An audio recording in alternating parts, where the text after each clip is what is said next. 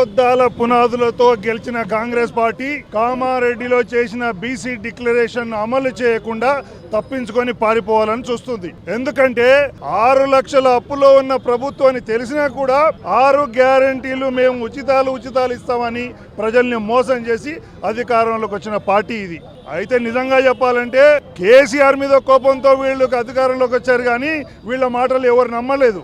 అయినా సరే వీళ్ళ యొక్క వైఫల్యాన్ని, వీళ్ళ యొక్క అబద్ధపు రాజకీయ జీవితాన్ని వెలుగులోకి తీసుకొచ్చి ప్రజల్లో చైతన్యవంతులు చేసి ఈ 4 సంవత్సరాలు వీళ్ళను అమలుపరిచినట్టుగా చేయడమే భారతీయ జనతా పార్టీ బాధ్యత, భారతీయ జనతా పార్టీ యొక్క సంకల్పం, భారతీయ జనతా పార్టీ యొక్క కార్యాచరణ. వాళ్ళు చేసిన డిక్లరేషన్ ఏమిటి?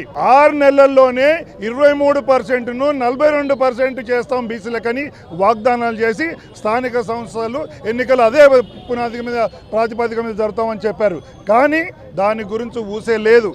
10 లక్షలు చిన్న వృత్తులకు, వ్యాపారాలకు, చదువుకోవడానికి విద్యార్థులకు బీసీలకు ఇస్తామని చెప్పి దాని ఊసు అసలు లేదు. బడ్జెట్లో ఒక్కటి కూడా అమలు పరచలేదు. మహాత్మా జ్యోతిరావు పూలే గారి సబ్ ప్లాన్ క్రియేట్ చేస్తామన్నారు, అది ఏర్పాటు చేయలేదు. దానికి నిధులు ఏర్పాటు చేస్తామన్నారు, అది కూడా చేయలేదు. పోనీ ఇంత కాకుండా మొన్న వాళ్ళ నాయకుడు జీవన్ రెడ్డి గారు చెప్పారు, ఏందయ్యా బీసీలు ఏం చేస్తున్నారు, మీరు ఆవేశంగా రావాలి, ముందుకు దీన్ని అమలు పరిచేటట్లు చేయాలి.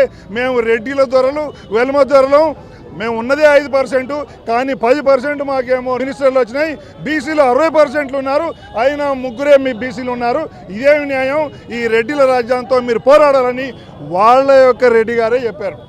అయినా కూడా సీఎం గారికి చీమ కుట్టినట్టు కూడా లేదు. వాళ్ళు చేసిన డిక్లరేషను వాళ్ళే అమలు పరచకుంటే భారతీయ జనతా పార్టీ ఊరుకోదు.